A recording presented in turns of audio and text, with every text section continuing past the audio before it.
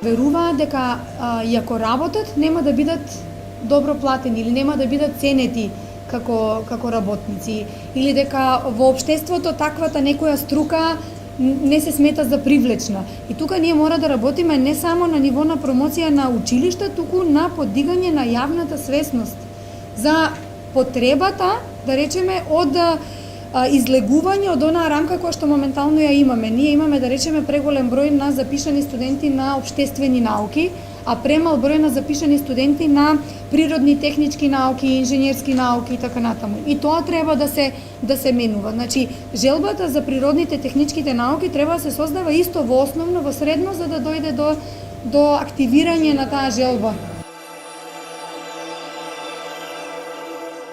Не ги спомнавме групните или јавните финансирања.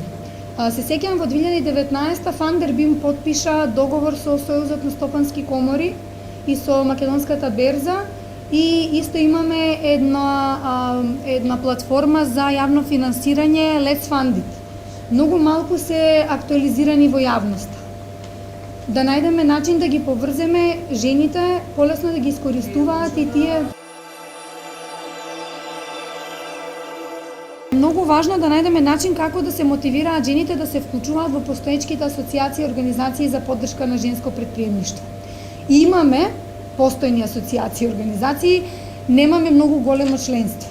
Значи, тука има некаков јаз, дали е тоа јаз во комуникација, дали треба буквално асоциацијата на локално ниво на некој начин да најде алка, можеби преку хабовите и самите асоциации да бидат полесно достапни.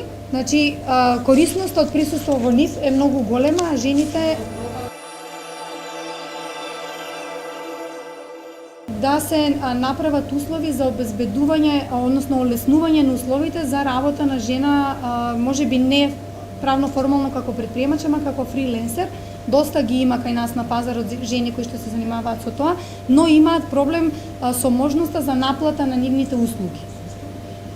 Па многу тешко оди наплатата, треба да се снаоѓаат преку странски платформи, кај нас се уште тоа не е